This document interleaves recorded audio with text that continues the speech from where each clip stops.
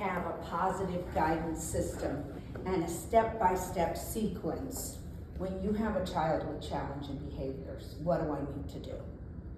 Right now, you've been just documenting with anecdotal notes or whatever that may be, okay? So what we wanted to provide to you is something that I know the first thing I do is this. The second thing I do is this. The third thing I do. Then I get to the point where I'm bringing parents in, and parents are involved. And there's even a form for parents to fill out that you don't fill out, which is really nice. So when they're coming to have a meeting with you about their child's behavior, they're actually filling out information. You're filling out information, and then you're coming together as a team to partner to support that child, okay? So the whole idea is having a positive guidance system, okay?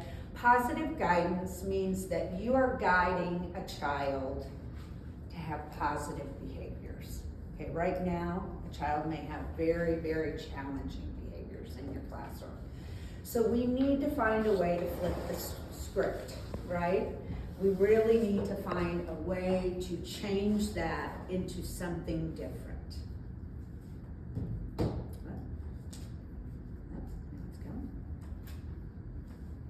Okay, so the purpose today is really to understand there are 3 protective factors. Because if children are going to change their challenging behaviors, we want them to become resilient. And so we have to support them with strategies to help them become more resilient, not fly off the handle when it's time to go outside, or whatever that may be. That's the trigger for that child, right? So it's all about supporting resilience in young children, and this system is going to help you to document, plan, implement strategies, do something that's supposed to help that child. Instead of saying, no, you can't do that.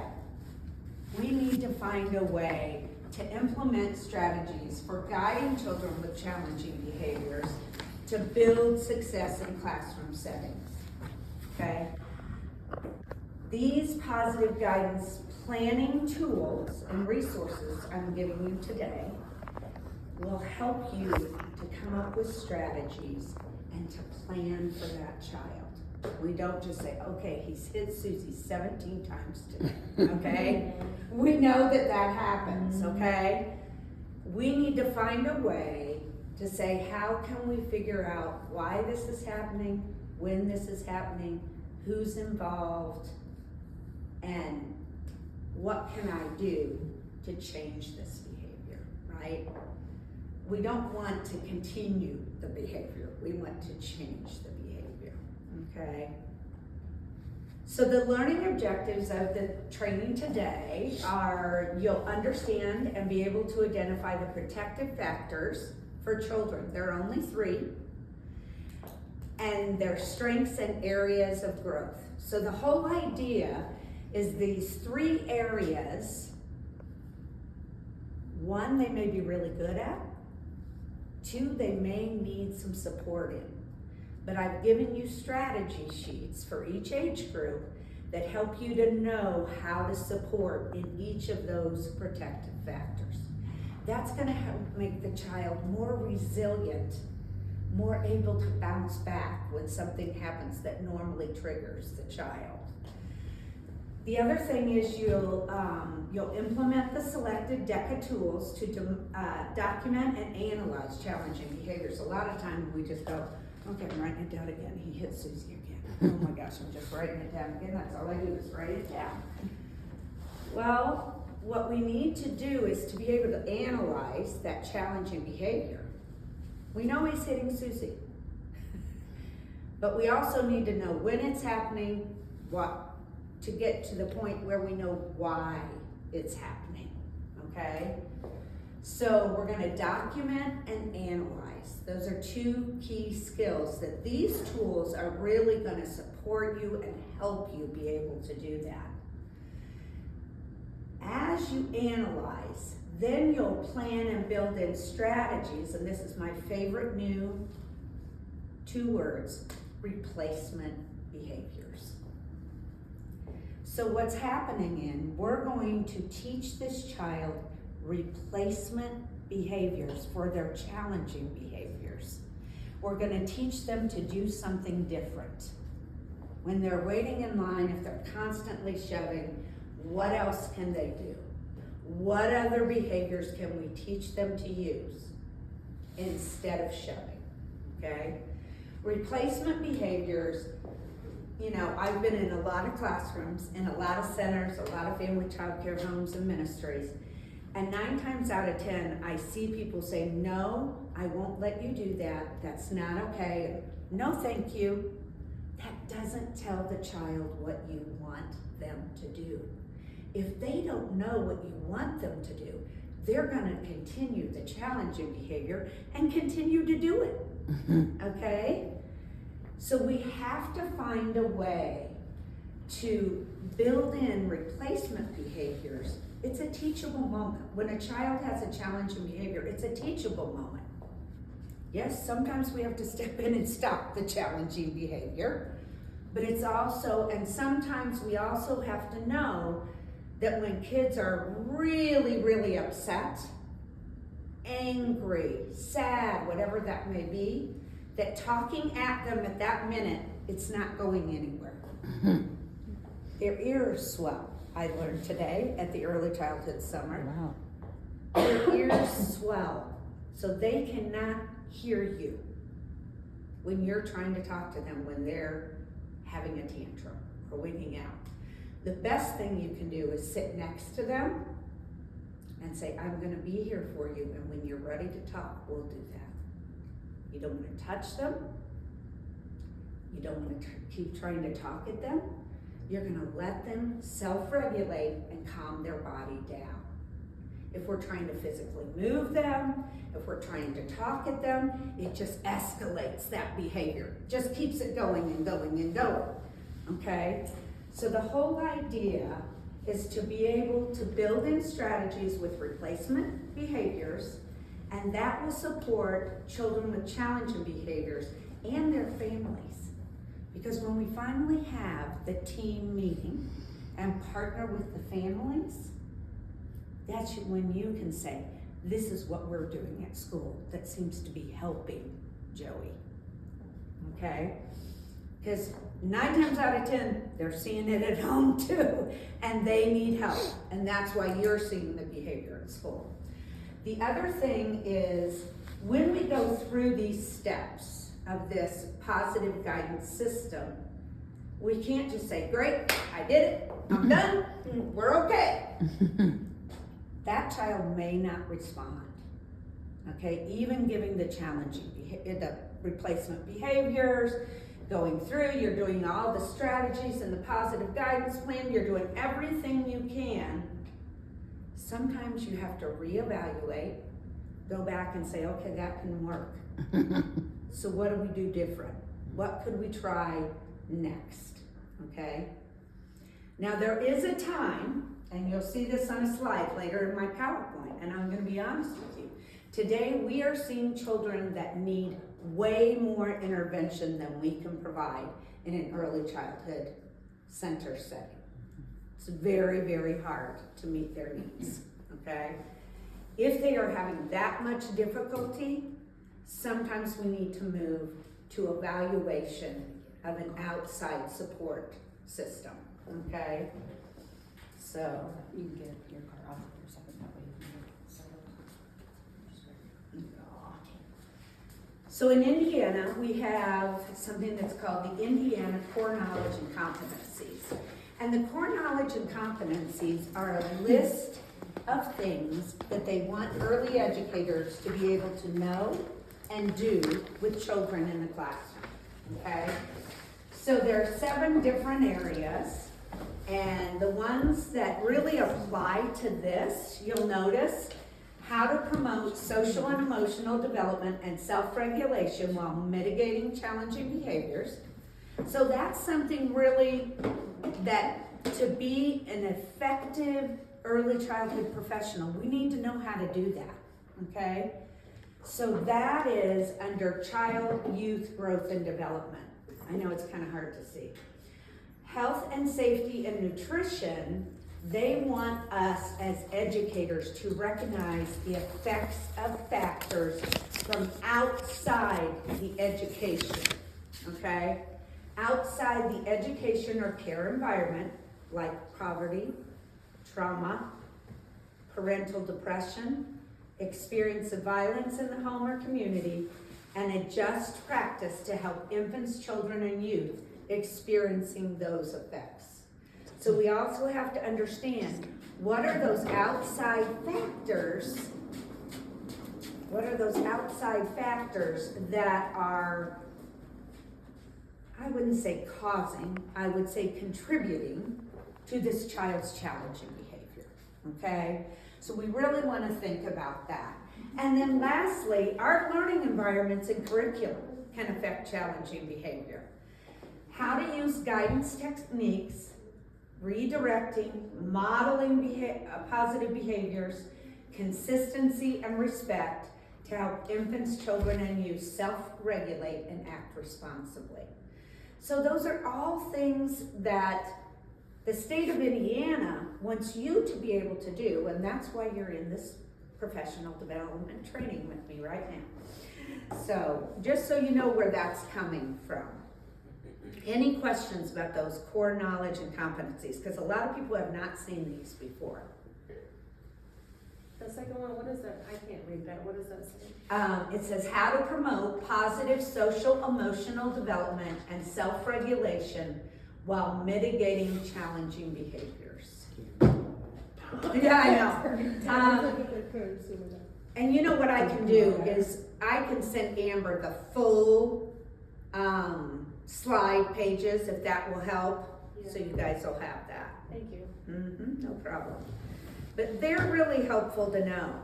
So what is a positive guidance system?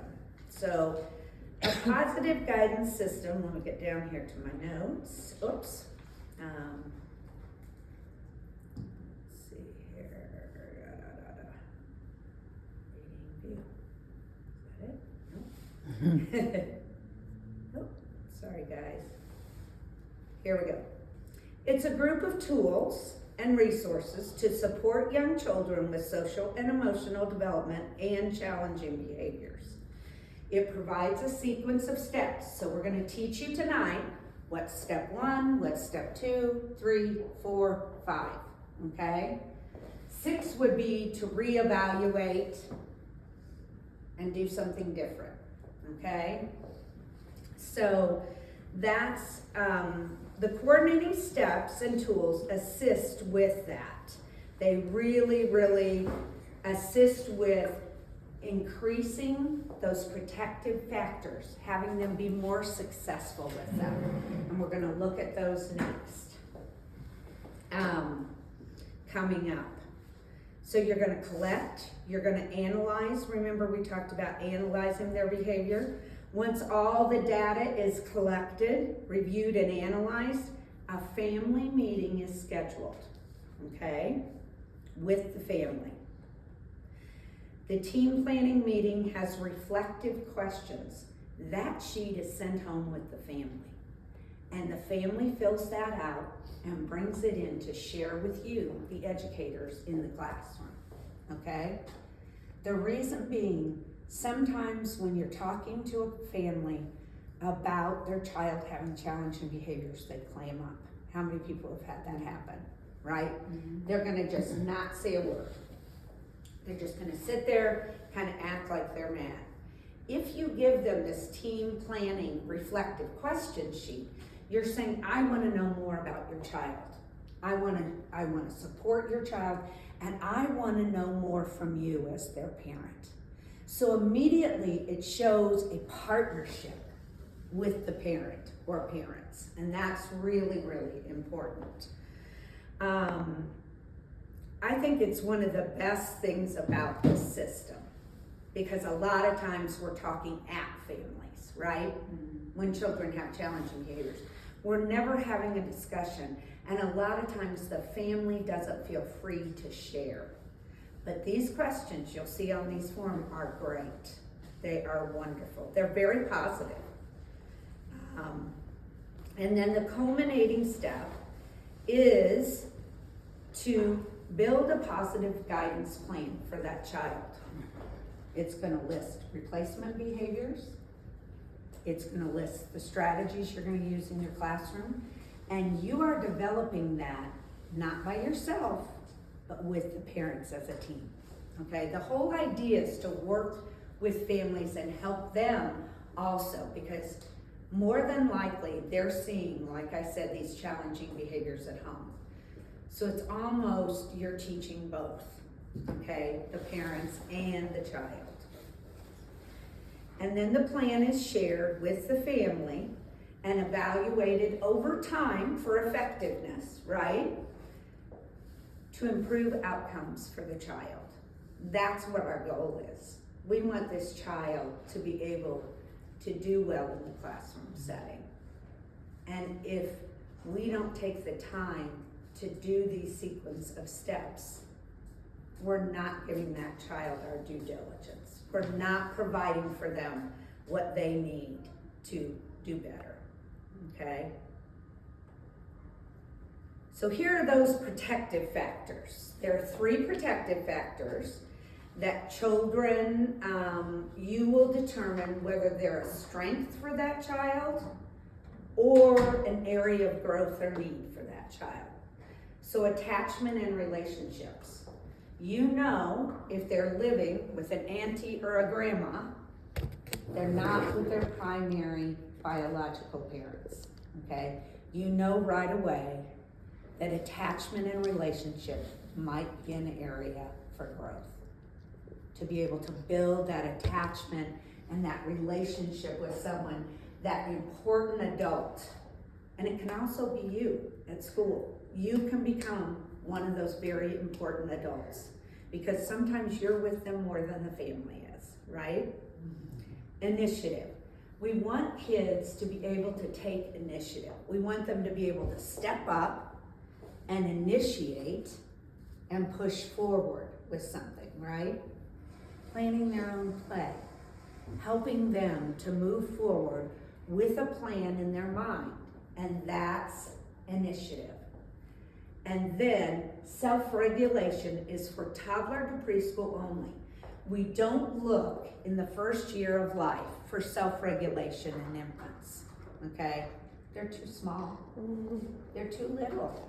They're not ready for self-regulation. That really doesn't come until 1 to 2 years old and on in to many years sometimes. So those are those 3 protective factors. These are all factors that can build resilience in a child. We talked about that bouncing back kind of thing, okay? If they have strong attachment and relationships, it's really gonna help them to be resilient. If they have initiative, they're able to get up and say, I'm gonna build a castle with the blocks. That's having a vision, an initiative to know what they want to do next. And then self-regulation, being able to calm themselves down and to being able to regulate, which is our toughest with our kids with challenging behavior, right? So step 1 in your system is to define the behavior. You want to be able to define the behavior. This sheet right here through the Devereaux Center is a behavior concerns scale, okay? This scale helps connect concerns to a protective factor. So if we look at have a short attention span or difficulty concentrating, we might see that in initiative, right? Because they're not able to take that initiative because they have such a short attention span they can't move forward. Fighting with other children, we see that a lot in early childhood now. Seems sad or even unemotional on a happy occasion. Charlie brought in chocolate cupcakes for snack because it's his birthday today. and most of the children are gonna be really excited for snack, right? But if you had have a child that's sitting there and is totally they're not showing excitement, they're not showing any kind of emotion, that's a behavior concern, okay? That's what this scale is for. If they are destroying or damaging property, children don't do that unless something else is going on, okay? That's not something they're innately born with, is to damage or destroy property. Maybe they become upset or cry really easily. You've got somebody that cries, if you look at them just a little bit and they burst into tears, that's also a behavior concern. They might not be acting out, but they may be crying a lot during the day. That's a behavior concern. And I think we all look for the kids throwing chairs or pushing or hitting or biting. But this child also is a behavior concern because they're crying so easily.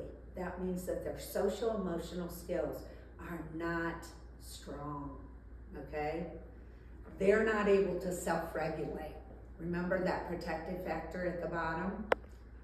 They're not able to self-regulate. They're crying because they can't manage emotionally. They might touch adults or children in an inappropriate way. We know that that child may have had some type of trauma or adverse childhood experience, right? Might use obscene gestures or offensive language. That's a behavior concern, absolutely. Hurts others with actions or words. You've got that kid that can just cut through another kid with their words. And the other kid is just destroyed because they thought they were their friend, right? Have temper tantrums. We've seen those, right? We see those pretty much every day. Because somebody is trying to self-regulate and manage and they just can't do it. Seem uninterested in other children or adults. They want to go to the book area and sit in the corner and just with their back to everyone else and they want to read a book. That's not typical early childhood behavior. That's not normal. That's not typically developing growth and development for an early childhood child. And gets easily distracted. We know those children. They're like a ping pong ball in the classroom. Oh, I'm going here. No, I'm going there. No, I'm going there. I'm going everywhere. Okay? That more than likely means that child may have initiative because they're getting ready to go. Boy, they're doing it. But they're not able to self-regulate and spend any time having purposeful play in the classroom, right? We've got to watch out for those children. That tells you something's wrong. They're not self-regulating, right? It may be that they don't have strong attachments and relationships. It could be that they just don't know how to self-regulate at this point. And it's our job as educators to help them learn how to self-regulate, okay? So that's that behavioral concern scale. I love this list because when we see behaviors in the classroom, we're always kind of like, okay, should I make a big deal about that? Should I document that? Should I call the parents in? What should I do? This tells you if you have a child that's doing one of these 11 things, they're a behavior concern. So it's qualifying that for you. It's saying, okay, I need to document that, I need to be paying attention, and I need to be, let's see what happened. All right. There we go. So that's the other thing about this that I think really helps us. That's step one for you, is really to go to that behavior concern scale and say, okay, I'm worried about this. This is not typical behavior for a 3-year-old, okay? So that's where we start. The behavior concern scale is right here on a slide for you, so you have it, plus on a handout. So now we're gonna define the behavior. We've said the behavior's a concern, right? Now we're gonna define the behavior. So the second step is this behavioral incident report, okay? This is where you're finding out when it happened, why it happened, how it happened, where it happened, all of those things, okay? You'll notice you are not writing paragraphs on this page. You can write a phrase, you can write a full sentence, whatever you want. This is not going to take you more than 5 minutes to complete, okay? I know it's a hard thing, especially when you're in the heat of it, in the middle of a challenging behavior. And sometimes it's better to wait until you're through that behavior and later in the day to fill this out. Because you can look back on what happened, you can remember who was there, what time it started, those kinds of things, what time it ended. That's another thing. How long did it last, that behavior? Okay? You're going to write down who's writing the report. It doesn't always have to be the lead teacher. It can be an assistant teacher that can fill this out, okay? They want to know what happened before the incident. What might have triggered it, right? If we start seeing these, we are filling these out for a child, and every day it's before nap time, and every day you're going through and you're filling out the same thing, you know that time of day and what's about to happen and what happened before is triggering that child. So then as a teacher, sometimes we have to adjust our schedule, our environment. We have to make changes to help that child manage better so that they're not having this behavior anymore, okay? And then on the back, you're just really giving a short summary of what happened and how did it end. This is for you to say, this is what I did, okay? This gives you a chance to also protect yourself and the program, okay, as a teacher. Today, we have children with very severe behavior problems. And as a teacher, documenting all this is going to make a big difference and go a long way in protecting yourself and the program when challenging behaviors happen. And then what might have been the goal, reason, or function of the behavior. That's really what we're trying to get to, right? Why is it happening? Why exactly are we seeing this challenging behavior over and over again from this child? Or it might escalate to something more severe. That's the other thing you might see with behavior incident reports. This is going to go in a child's file after you complete it, okay?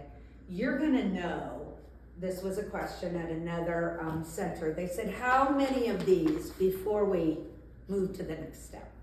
Because sometimes you're doing it fast, okay, with a child with challenging behaviors. I said, it depends if it's all the same day or it's over time, okay? If you're seeing 3 separate occasions, but it's all right before nap time, that's giving you a clue, okay? If you're getting up to 3 or more a day for a child, it's time to move forward, okay? That child is having behavior that is continuous, and it's disrupting the classroom and other children's education, okay? If you're seeing 3 or more in a day, then you move to the next step, okay? So we're defining that behavior. Really, really important step. And I think it's, I just loved how simple it is to fill it out. It's not like having to write a book. Sometimes it would take me longer to do an anecdotal note than it would to fill this out, you know, documenting what happened.